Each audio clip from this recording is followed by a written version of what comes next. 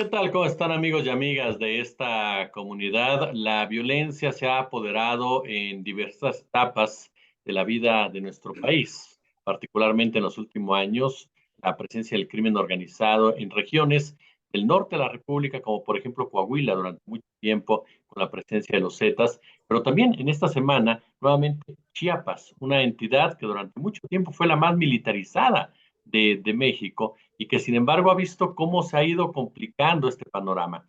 Está conmigo un gran periodista a quien admiro, respeto y aprecio muchísimo de verdad para compartir con nosotros el análisis, la opinión respecto a lo que sucede en este entorno. Mi querido Juan Alberto Cedillo, ¿cómo estás? Bien, muchas gracias por la invitación. Siempre es un gusto platicar contigo. Gracias, querido. Oye, pues yo te preguntaría, la violencia que vemos, por ejemplo, en Chiapas, tú has estado dando a conocer información desde hace tiempo sobre la presencia de un cártel local, este cártel de San Juan Chamula, tú corrígeme, por favor. ¿Cuáles son sus orígenes? ¿Cómo opera? ¿En qué momento aparece? ¿Qué presencia tiene? ¿Qué influencia tiene en los hechos que estamos viendo en esta entidad? ¿O qué es lo que pasa en Chiapas, mi querido Juan? Pues mira, es una región que yo estoy siguiendo con cuidado. De hecho, estoy viajando para allá y la idea es estar próximamente radicando en la zona del sur de Chiapas. El origen del cártel San Juan Chamula se remonta cuando los Zetas tomaron esa región. Se puede decir que una derivación de los Zetas que tomaron el control porque, como sabes, la porosa frontera de Chiapas con Guatemala, sobre todo la zona del Petén, fue utilizada por los Zetas para traficar la droga. Ellos se van a conquistar la zona de Guatemala porque ahí tenían contacto con un jefe de un cártel que controlaba el tráfico de cocaína traída desde Colombia. Los Zetas no querían tener contacto con los colombianos porque se habían separado del cártel del Golfo y el cártel del Golfo tenía la conexión directa con los Zetas. Entonces ellos se van a tomar el control del tráfico de armas y el tráfico de drogas en Guatemala y para eso eliminan al capo que controlaba la región, que era su aliado. Este señor se llama Juancho León, le decían. Y en un enfrentamiento lo acribillan y se hacen cargo del control de la droga en Guatemala para llevarla por transporte, primero hasta San Fernando un tiempo y luego directamente hasta Piedras Negras o a China, Nuevo León. Entonces el cártel se remonta un poco a esos orígenes de cuando los Zetas estaban operando ahí, pero luego ya se consolidan. Como sabes, ahorita en Chiapas hay un cóctel que se puede describir como una situación donde todos los grupos se quieren posesionar en la región, principalmente por el tráfico de drogas, pero ahora también está el tráfico de armas y lo que se ha convertido en el gran negocio en estos momentos, que es el tráfico de migrantes.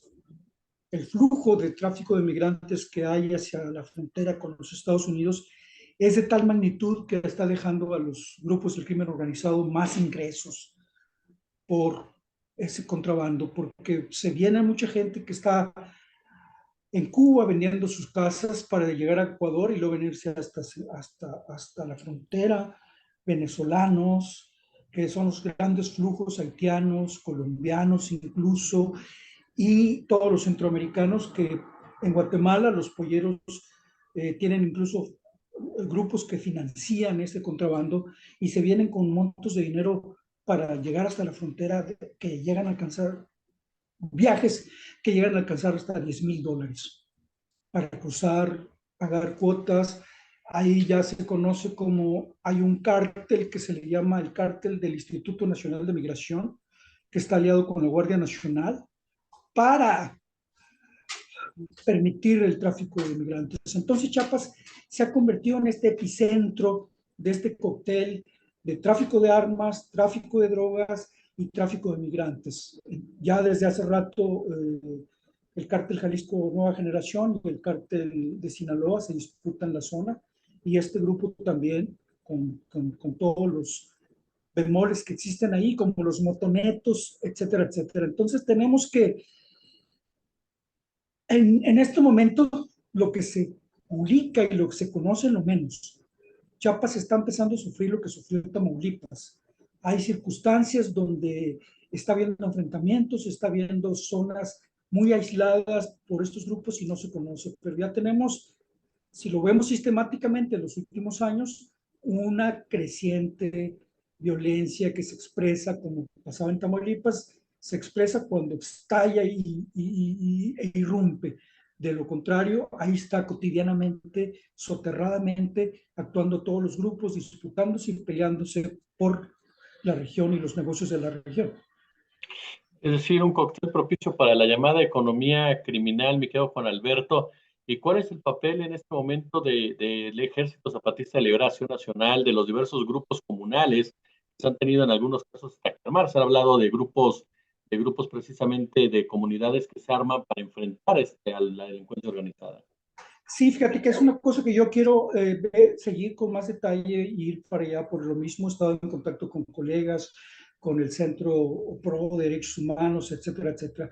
Y lo que cuentan ellos es que en este momento el ejército zapatista está acorralado, precisamente por estos grupos. Está acotado, le están disputando la zona, están grupos cafetaleros, están grupos de autodefensas, están grupos de paramilitares rodeando al ejército zapatista. Entonces, ellos han hecho, como sabes, pronunciamientos de que están acosados y que en un momento dado van a tener que responder. La desventaja del ejército zapatista es que a pesar de que se dice ejército zapatista, tiene menos armamento y menos capacidad militar y menos gente entrenada que los sicarios del narcotráfico. Desgraciadamente, los grupos del crimen organizado ahora traen ese armamento que incluye fusiles Barrett, armas de hueso libre como los AK-47, los R-15, etcétera, etcétera. Entonces, sin duda que el problema que tiene el ejército zapatista es que le están comiendo las zonas de influencia, porque precisamente hay una zona, o mejor dicho, hay una región donde se cruza la droga y se cruzan los migrantes que los incluye a ellos. Y esto ha provocado que haya enfrentamientos y disparos contra sus hombres en la región. Y entonces es otra parte del cóctel que, por ejemplo, Alejandro Encinas menciona, pues es que no nada más es el grupo del crimen organizado, son disputas. Chenaló, todas estas partes que se están disputando, una región incluye la parte del ejército zapatista, una región en disputa. Oye, que Juan Alberto, cuando hablamos de Chiapas en los 90, y conforme fue apareciendo precisamente el Ejército Zapatista de Liberación Nacional, tal vez antes, tú lo sabes mejor que yo, había una fuerte presencia militar que lo que buscaba, en pocas palabras, era inhibir la presencia de la guerrilla, pero parece ser que el crimen organizado lo rebasó por la derecha. Sí, ese es el gran problema que tenemos, que de hecho el crimen organizado como opera se puede considerar una guerrilla. Es decir, realmente la presencia del crimen organizado para los grupos militares es una guerra irregular contra una guerrilla que los ataca, que los combate, que les dispara, pero no tienen frentes. Es decir, el crimen organizado no tiene un rostro y un frente donde combatirlo. Es decir, estamos peleando el ejército está peleando contra grupos que desconoce y eso hace que el ejército esté en una situación de debilidad frente a la guerrilla del crimen organizado.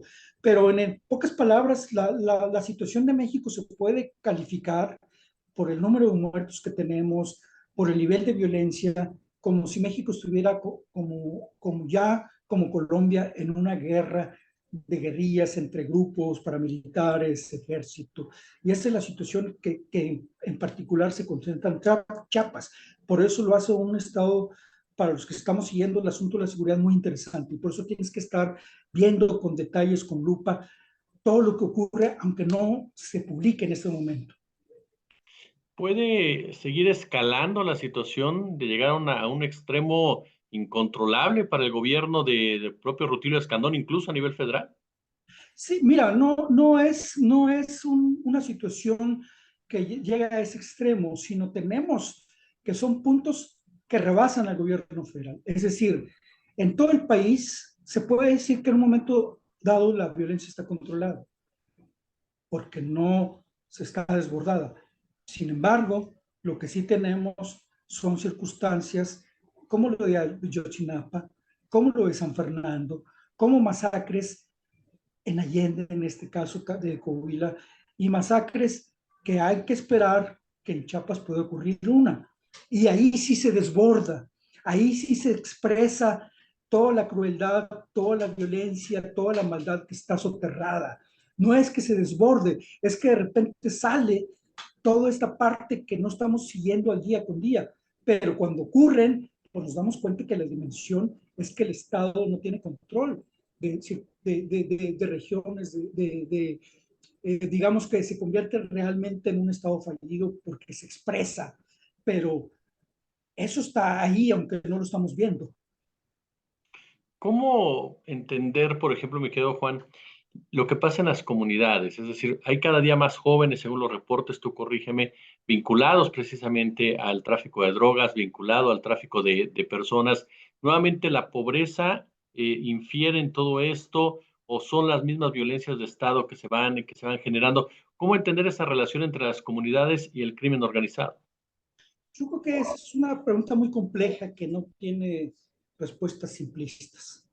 De hecho, ese es el asunto fundamental donde el Estado está fallando, en entender cómo las comunidades pueden ser tomadas por, digamos, por el mal, digámoslo así. Y para mí una expresión muy importante cuando tú dices esto ya rebasó todos los límites donde el Estado no se da cuenta cómo ha avanzado el crimen organizado, es cuando tú te puedes meter a YouTube y encontrarías los narcocorridos que ahora existen sobre Chiapas.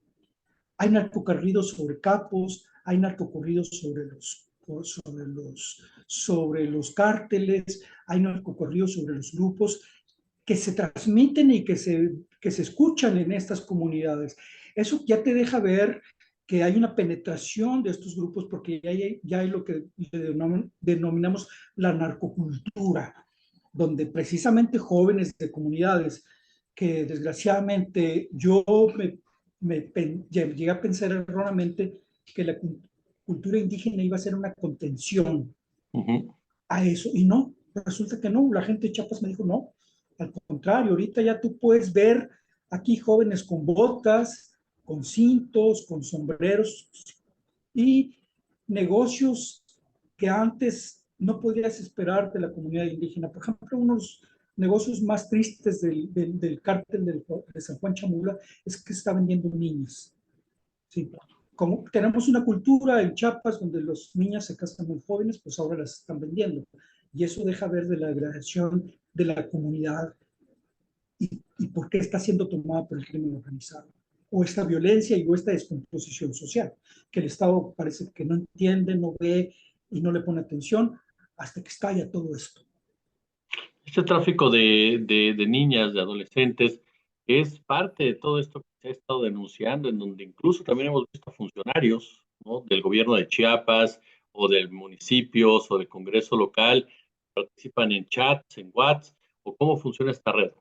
Sí, como dices, así exactamente como dices. Esa red funciona por WhatsApp y te mandan las fotos para que tú escojas y veas a las niñas.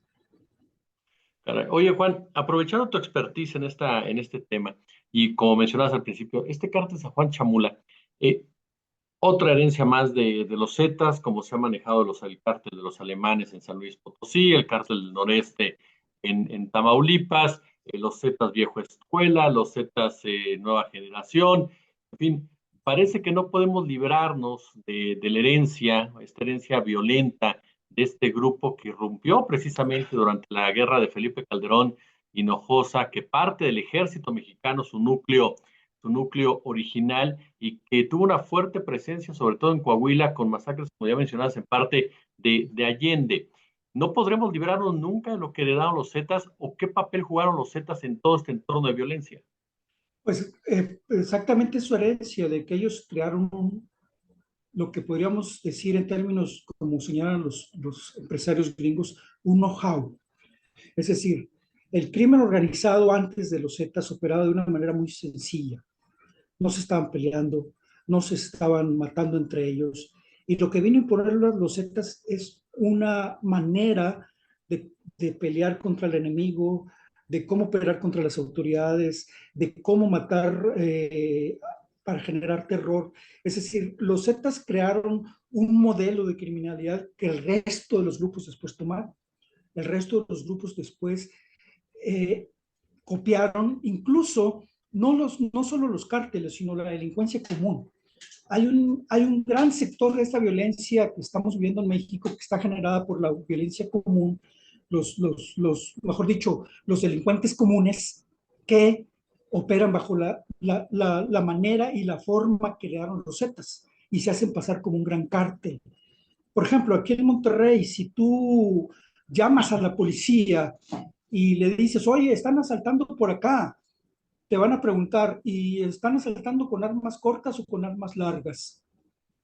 El 089 o el 911.